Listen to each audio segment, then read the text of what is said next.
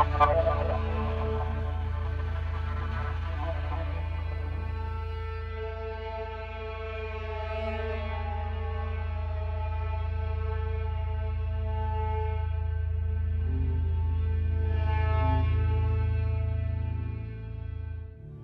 more time you spend in the land, the more of yourself you give to it, the more it reveals back to you.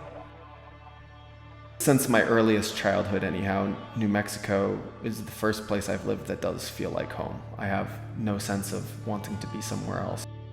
You can walk off in any given direction, and there's always something to discover, and very often you have the sense that no one has been exactly right where you're standing, or perhaps they were at one time, but it's not as if it's happening every day.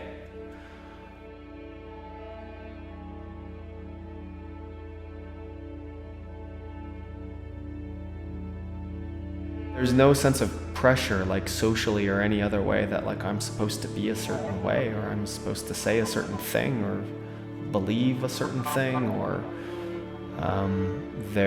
there's the freedom in the land to do what you're meant to do and to be who you're meant to be. You're not so overwhelmed with all the outside noises that confuse us and move us farther away from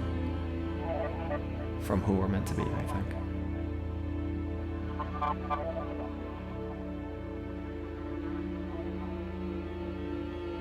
I can fill sketchbooks of drawings when I'm out, or I can find things, objects, whatever, just keep them around. Maybe they become art someday, maybe they don't.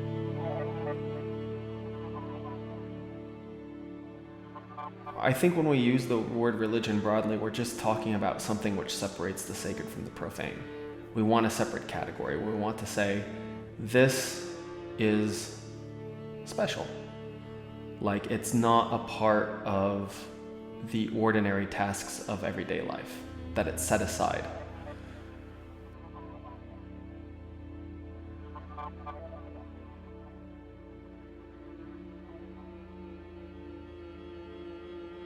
Take certain objects out of spaces, and when they're in the space, they're just garbage. And when you take them out of the space and you take them back into the studio and you set them aside and you look at them for a while, they take on a different valence. So just by separating it from the rest, you've sort of sacralized it. And that's where the nothing becomes something. And now, not only is it something, but it's special. And it feels like there's some kind of trace of consciousness in that.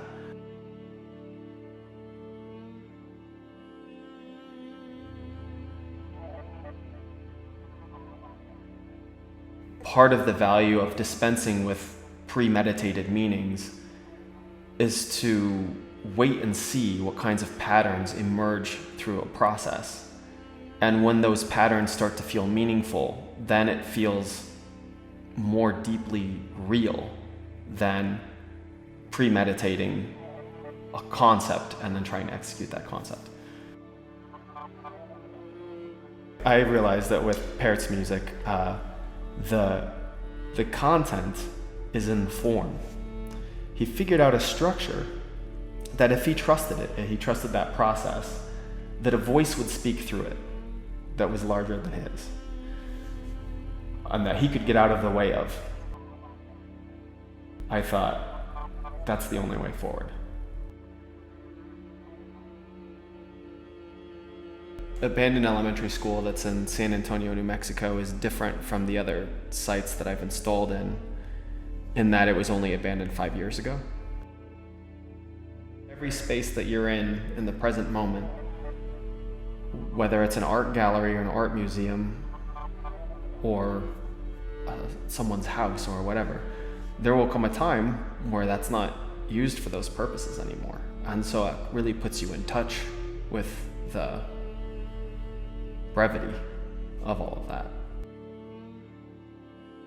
Like, I sense the traces of those, whatever its past functions were. I just sense it in the sometimes just even in like the litter that's left behind, or like the decay in the walls or something like this. And I know that that kind of weight and that kind of stillness can produce in people an emotion like sadness, but it's not really sadness that I feel when I'm there. It's actually relief. I struggle to feel as if I belong in the culture. And these are places where the cultural impetus behind their original designs have already failed, which all cultures do eventually. In order to belong, there's a cost, and that cost is something like the independent mind. You go along to get along, so to speak. But when you're in these spaces, they're actually indifferent to your arrival. There's an indifference to them, that they continue exactly the way they are after you leave, and they were exactly that way before you arrived. And there isn't any kind of a lie in that, like the kinds of things we do try to comfort ourselves with when things fall apart. There's a just rightness about it. It's perfectly acceptable exactly the way that it is. And that feels like some repatriation to me. That is the proximity of my soul to my soul remembering my soul.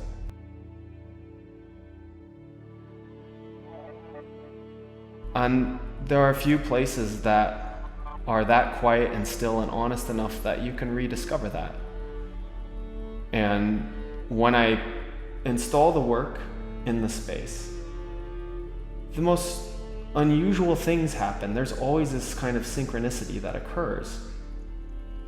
They always feel like they came from the walls, you know?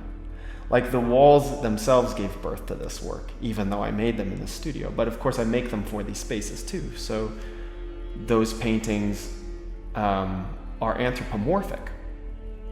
And when you hang them in front of the handprints, you have the feeling of being back in the caves where the first artists were making the first art. So it's almost like not only are you back in this space which is no longer used for its original purposes, but you're kind of back in time to this primordial space which sort of overlays the space that you're physically in. So you're not just in the year 2023, you're sort of it for that moment in all times and all spaces somehow. It's a beautiful, wonderful, impossible thing to plan or replicate.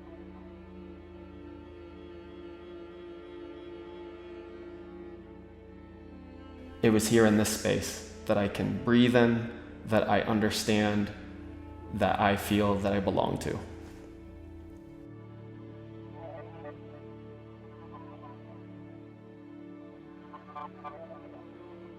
I develop a sense of friendship with land, and particularly with this land, and the way that people might describe developing friendships with people. So when I go back to a familiar place, if I've been there before, I feel welcomed by it. And, you know, I have real interactions with the environment as well. Like if I'm in the forest or the desert, or I'm out wandering the arroyos, I always make sure to thank it when I leave.